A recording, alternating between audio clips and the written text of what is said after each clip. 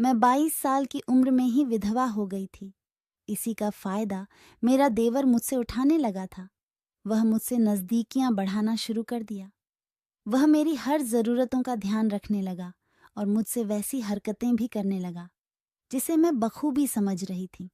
लेकिन मैं उसके भाई की विधवा थी, इसलिए मुझे उसके साथ ये सब करना गलत लग रहा था। मेरा देवर अब आधी रात को भी मेरे कमरे में आने लगा था। वह मुझसे ऐसी हरकतें करता जिससे मेरे पूरे वजूद में करंट दौड़ जाती थी। मैं उससे जितना दूर जाती वह मुझसे उतना ही करीब आ जाता था। फिर मैं उसकी इस हरकत से अपनी भावनाओं पर काबू ना रख सकी और उसके साथ पूरी रात। मेरा नाम लतिका है और मैं देखने में बहुत सुंदर हूँ, लेकिन मैं एक गरीब परिवार से ताल्लुक़ रखती हूँ। मेरे माता पिता बहुत गरीब थे। माँ पापा दोनों मजदूरी करने जाते थे, जिससे घर केवल घर खर्च ही चल पाता था। हम 3 बहनें थे, जिसमें से मैं सबसे बड़ी थी। मेरी उम्र हो गई थी, इसलिए मेरे पापा मेरे लिए रिश्ता देखना शुरू कर दिए थे। कुछ दिन बाद मेरा रिश्ता एक मिडिल क्लास फैमिली में तय हो गया। मैं बहुत खुश थी कि मुझे इतना अच्छा ससुराल मिला था, क्योंकि जब एक गरीब घर की लड़की एक अच्छे घर में जाती है तो वह कई तरह के सपने देखने लगती है। उनमें से मैं भी एक थी जो बहुत तरह के सपने देखने लगी थी। मेरे ससुराल वालों की सबसे अच्छी बात यह थी कि वो दहेज के खिलाफ थे। वह मेरी शादी के लिए भी कोई मांग नहीं रखे थे। यह देखकर मेरे माता पिता बहुत खुश थे। वैसे भी मेरे माँ बाप की उतनी हैसियत नहीं थी कि वो दहेज दे सकें। वो तो मैं देखने में बहुत अच्छी लगती थी, जिसके वजह से लड़के वाले मान भी गए थे। अच्छा रिश्ता था, इसलिए मेरे पापा 1 महीने के अंदर ही मेरी शादी करवा दिए और मैं अपने ससुराल आ गई। मेरे पति का नाम विजय था। वह भी बहुत अच्छे और सुलझे हुए इंसान थे। मेरे ससुराल में मेरे सास ससुर के अलावा मेरा एक देवर भी था, जो मेरी ही उम्र का था, और वह बहुत समझदार और सुलझा हुआ लड़का था। इतना अच्छा ससुराल पाकर मैं बहुत ही खुश थी। मेरे देवर का नाम अजय था। वह अभी पढ़ाई कर रहा था, लेकिन मेरे पति एक ऑफिस में काम करते थे। वहां उन्हें अच्छी तनख्वाह मिल रही थी, जिसकी वजह से घर का खर्च अच्छे से चल रहा था। धीरे धीरे वक्त गुजरता गया और हमारी शादी के 1 महीने हो गए थे। इस 1 महीने के अंतराल में मैं अपने सास और ससुर की सेवा बड़ी अच्छे से करने लगी थी, जिससे मेरे पति हमेशा यही कहा करते कि लतिका, तुम वाकई में बहुत ही समझदार हो। जैसा मैंने सोचा था तुम बिल्कुल वैसे ही हो। तुम मेरे माँ और पिताजी का बहुत ख्याल रखती हो, इसलिए मेरे माँ और पिताजी भी बहुत खुश रहते हैं। वह हमेशा तुम्हारी तारीफ करते रहते हैं। फिर उनके मुंह से तुम्हारी तारीफ सुनकर मैं भी खुश हो जाता हूँ। बस तुम ऐसे ही मेरे परिवार को संभाल कर रखना। मैं उनसे कहती कि आप इतनी चिंता क्यों करते हैं, मैं अपनी तरफ से पूरी कोशिश करूंगी। आप सिर्फ अपना काम पर ध्यान दीजिए। इसी तरह मेरा देवर अजय भी अच्छी सोच रखने वाला था, लेकिन वह थोड़ा मजाकिया था, पर वह दिल का बहुत ही अच्छा था। घर में बहुत ही खुशियां थीं। हर दिन ऐसा लगता था जैसे कोई त्योहार है। घर के सभी लोग मेरी खूब ख्याल रखते थे, लेकिन किसे पता था कि ये खुशियां सिर्फ चंद दिनों का ही हैं। जिस घर में खुशियां ही खुशियां थीं, उसी घर में अचानक मातम छा जाएगा, ऐसा किसी ने भी नहीं सोचा था। मेरे सपने, मेरे अरमान सब के सब धरे रह जाएंगे, ये तो मैंने भी कभी नहीं सोचा था। एक गरीब घर से मैं इस घर में आई थी, ये सोचकर मैं बहुत खुश थी। लेकिन कुदरत ने मेरे साथ ऐसा करिश्मा दिखाया कि वह सारे के सारे धरे रह गए। एक दिन जब मेरे पति विजय अपने काम के लिए गए, तो रास्ते में ही उनका एक्सीडेंट हो गया और मौके पर ही उनकी मौत हो गई। जब यह खबर हम सबको मिली तो जैसे हम सब के ऊपर पहाड़ गिर पड़ा था। मैं अभी 22 साल की थी और मैं विधवा हो गई थी। मेरी शादी को अभी 2 ही महीने हुए थे। मैंने तो अभी अपने पति के साथ जी भर के प्यार भी नहीं किया था, ना ही अभी मेरी कोई सपना या अरमान पूरे हुए थे। लेकिन किस्मत ने मेरे साथ ऐसा खेल खेला कि मेरे जीवन का मतलब ही बदल गया। उस वक्त मैं ऐसे सदमे में चली गई थी जिससे बाहर निकलना बहुत ही मुश्किल हो गया था। मैं यूं ही बैठे रो रही थी कि तभी कुछ औरतें आकर मेरी मांग का सिंदूर धोने लगी। मुझे इस तरह से देख मेरा देवर फूट फूट कर रोने लगा। कुछ लोग हमें तसल्ली दे रहे थे। लेकिन मेरे आंख से आंसू रुकने का नाम ही नहीं ले रहा था। मैं यूं ही बेसुध रोए जा रही थी। पर इस तरह से कब तक रोती, धीरे धीरे आंखों से आंसू गिरने भी बंद हो गए थे। इस घटना को 1 महीने गुजर गए थे। अब मैं देख रही थी कि मेरे सास ससुर का रवैया मेरे प्रति बदलता जा रहा था। वह अब पहले जैसा मुझसे व्यवहार बिल्कुल भी नहीं कर रहे थे। मैं भी क्या कर सकती थी, क्योंकि मेरी तो दुनिया ही लूट चुकी थी। जब तक पति थे तब मुझे बहुत मान सम्मान मिल रहा था, लेकिन अब पति के जाने के बाद सब कुछ उल्टा चल रहा था। घर में बस एक देवर ही था जो मेरी तकलीफों को अच्छे से समझ रहा था, लेकिन वो भी बेचारा क्या कर सकता था। मैं अपने कमरे में बैठी ये सोच रही थी कि मैं अपने माँ बाप के पास चली जाऊं, लेकिन अब मैं उन्हें और तकलीफ नहीं देना चाहती थी, क्योंकि अभी मेरी 2 बहनें कुंवारी बैठी थीं।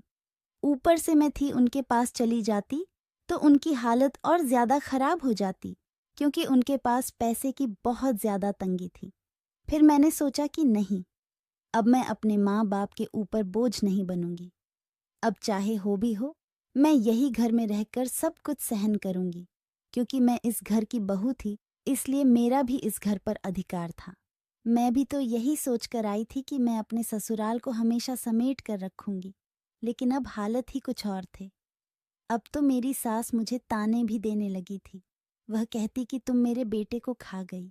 अगर तुमसे अपने बेटे की शादी ना की होती तो आज मेरा बेटा जिंदा होता, लेकिन ये मेरी भूल थी जो मैंने अपने बेटे की शादी तुम जैसी लड़की से की। सास की इस तरह की बातें मेरे सीने को किसी आरे की तरह काटती थीं। ऐसा लगता था जैसे अब मुझे जीना ही नहीं चाहिए। आखिर इसमें मेरी क्या गलती थी? क्या मैंने खुद अपने पति को मारा था? पति का जाने का दुख मेरे अंदर कितना है, ये मैं लफ्जों में बयां नहीं कर सकती थी। घर की हालत अब दिन प्रतिदिन बदतर होते जा रहे थे, लेकिन मेरा देवर इस बात को बखूबी समझ रहा था। फिर उसने अपनी पढ़ाई बंद कर दी और अपने लिए नौकरी ढूंढना शुरू कर दिया। वह मुझे समझाता कि भाभी, आप ज्यादा परेशान मत होइए, क्योंकि माँ और पिताजी पुराने ख्यालात के हैं, इसलिए वह इन सब बातों को समझ नहीं पा रहे हैं। जिस दिन उनको यह बात समझ आ जाएगी, उस दिन वह आपसे कुछ नहीं कहेंगे।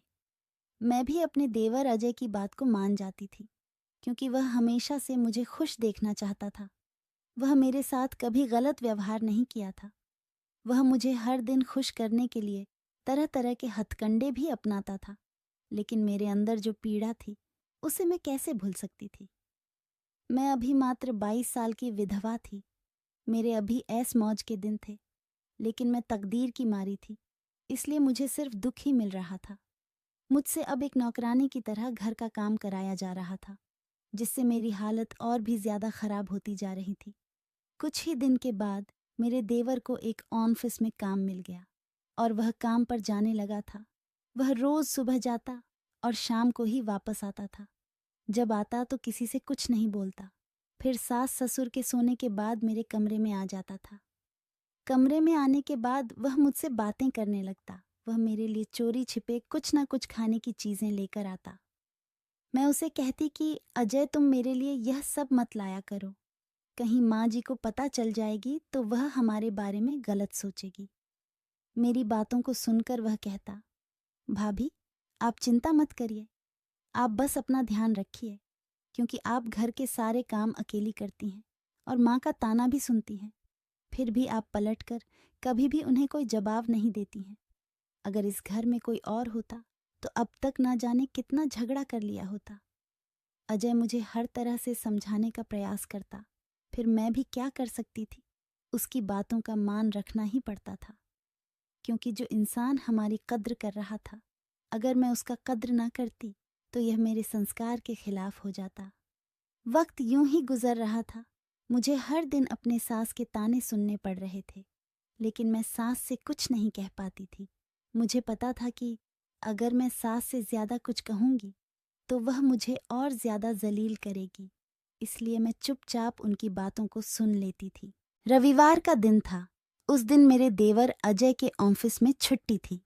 उस दिन मैं घर के सारे काम निपटा के अपने कमरे में लेटी यूं ही अपने पति को याद कर रही थी। उनकी यादों में मेरी आंखों से आंसू बह रहे थे। उनके रहते मैं कितनी खुश थी, लेकिन अब तो मेरे लिए जीना मुश्किल हो गया था। तभी मेरा देवर अजय मेरे कमरे में आ गया। वह मेरे आंखों में आंसू देखकर कहने लगा, भाभी आप रो क्यों रही हैं? अब जो चला गया है वह तो दोबारा वापस नहीं आ सकता, इसलिए अब और ज्यादा अपने आप को तकलीफ मत दीजिए। अगर इस तरह से आप अपने को तकलीफ देंगी तो आपकी तबीयत कहीं और ज्यादा ना बिगड़ जाए। मैंने देवर से कहा कि अजय, आप मेरी इतनी फिक्र क्यों करते हो, जबकि आपकी माँ और पिताजी मुझे हर रोज ताने मारते हैं। आखिर इसमें मेरा क्या कसूर है? पति का जाने का दुख मुझे भी तो है। क्या वह इस बात को नहीं समझती है? मैं यह सब कुछ अपने देवर अजय से कह रही थी और रोए जा रही थी। तभी वह मेरी आंखों से आंसू पोंछने लगा और कहने लगा, भाभी आप तो समझदार हैं और आप समझ सकती हैं, धीरे धीरे सब ठीक हो जाएगा। मैं हमेशा आपके साथ हूँ, आप चिंता मत करिए। अजय के मुंह से ऐसी बातें सुनकर मैं उससे लिपटकर रोने लगी। घर में एक वही तो था जो मुझे समझ सकता था और मेरा ख्याल भी वही रखता था।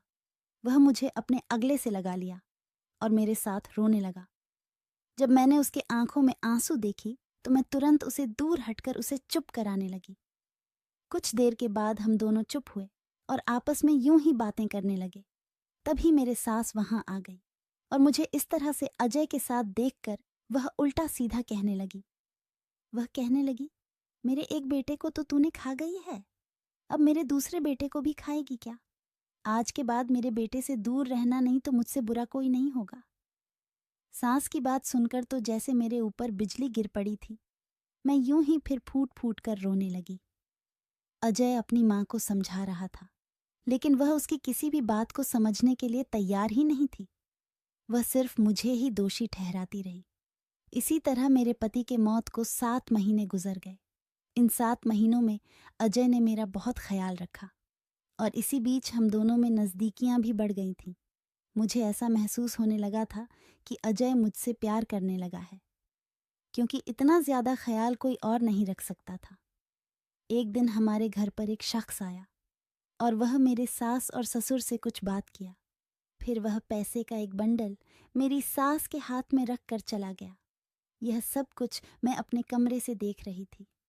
मुझे इस बात से बहुत हैरानी थी कि एक अनजान शख्स मेरी सास को इतने पैसे क्यों देकर गया था। अब मैं यह बात अपने देवर को भी नहीं बता पा रही थी, क्योंकि उस दिन सास ने मुझसे जैसा व्यवहार किया था, तब से मैं देवर से दूर ही रहती थी। लेकिन अजय हमेशा मेरी फिक्र करता था, मेरी हालातों के बारे में जानने की कोशिश करता था। फिर ना चाहते हुए भी उससे बात करनी पड़ती थी। आज शाम को जब अजय घर आया तो उस वक्त सास घर में नहीं थी। तब मैंने उस पैसे और उस अनजान आदमी के बारे में सब कुछ बता दिया। वह मेरी बात पर यकीन नहीं कर रहा था। तब मैंने कहा कि वह खुद अपनी माँ से इस बारे में बात करें। वह मेरी बात मान गया और अपनी माँ के आने का इंतजार करने लगा। थोड़ी देर के बाद मेरी सास घर आ गई। तब उनके आते ही अजय पूछने लगा कि माँ, तुम्हें कोई अनजान आदमी पैसे देकर गया है? वह कहने लगी कि हाँ, लेकिन ये बात तुम्हें कैसे पता? अजय अपनी माँ से इसके बारे में पूछा तो वह बताने से साफ इनकार कर दिया। लेकिन फिर अजय ने अपना कसम माँ को दिया। तब वह बताने लगी। वह कहने लगी कि वह आदमी अपनी लतिका से शादी करना चाहता है। पता नहीं कब और कैसे उसे लतिका के बारे में पता चला। फिर एक दिन वह उसे देखने भी आया था। उसी दिन से वह उससे शादी करने को कह रहा है। मैंने उसे मना कर दिया था, लेकिन फिर वह पैसे देने के लिए कहने लगा। तब मैंने सोचा कि वह ऐसे भी अब हमारी किस काम आएगी। मेरा बड़ा बेटा को तो उसने डस ही लिया है और अब यह तुम्हारे ऊपर डोरे डाल रही है। अगर ये इस घर में रहेगी तो वह तुम्हें भी। इसी वजह से हम उसे उस घर से विदा कर देना चाहते हैं। सास की मुंह से ये बात सुनकर मुझे ऐसा लग रहा था जैसे अभी जमीन फटे और मैं उसमें समा जाऊं। मेरी जीने की इच्छा अब पूरी तरह से खत्म हो चुकी थी। मेरी सास ससुर इतना नीचे गिर सकते हैं ये मैंने सोचा ही नहीं था। मेरा देवर इस बात पर अपने माँ बाप को भला बुरा कहने लगा। वह कहने लगा कि भाभी हमारी घर की इज्जत है और आप अपनी ही घर की इज्जत बेचने जा रही हैं। आपको इतना भी समझ नहीं है। अगर भाभी की जगह पर आप होती और आपके सास आपसे ऐसा करती तो आप क्या करती?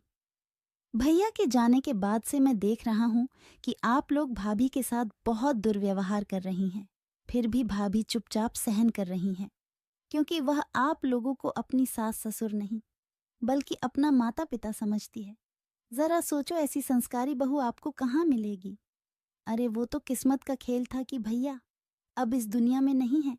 इसमें भाभी का क्या दोष? आप लोग क्या समझती हैं, भैया के जाने से भाभी खुश है? नहीं माँ, भाभी पल पल हर पल भैया की याद में रोती है, तड़पती है, जिसे आप लोग कभी नहीं समझ सकते। जरा एक नजर उठाकर भाभी की तरफ देखो। इनकी अभी उम्र ही क्या है और यह इतनी ही उम्र में एक विधवा की जिंदगी जी रही हैं। क्या उससे बड़ा दुख इनके लिए और कुछ है? देवर की बात सुनकर मेरी सास ससुर को अफसोस होने लगा। उन्हें यकीन हो गया था कि वह मेरे साथ गलत कर रहे थे। वह मुझसे माफी मांगने लगे, लेकिन मैं उतनी निर्दयी नहीं थी कि मैं माफ ना करती। मैंने उन्हें माफ कर दिया। मैंने कहा, माँ जी, आप मेरी माँ हैं, आपको मुझ पर पूरा अधिकार है, आप कुछ भी कह सकती हैं। मेरी बात सुनकर वह मुझे अपने गले से लगा लिया। 10 के बाद मेरे सास ससुर ने मेरी शादी अजय के साथ करने का फैसला कर लिया। उन्होंने मुझसे इस बारे में पूछा, लेकिन मैंने कहा कि मुझे सोचने का कुछ वक्त चाहिए। फिर मैंने इस बारे में बहुत सोचा। मैंने अपने आप में महसूस किया कि मैं भी अजय से प्यार करने लगी हूँ। वैसे भी अभी मेरी उम्र ही क्या थी और अभी से पूरी जिंदगी गुजरना बहुत मुश्किल था। इसलिए मैंने अपनी सास को अपनी मंजूरी दे दी। वह 2 दिन के बाद ही मेरी शादी अजय से करा दी। हालांकि मैं अपने पहले पति को कभी नहीं भूल सकती, लेकिन अब जब मुझे किसी के सहारे की जरूरत थी तब वह नहीं थे।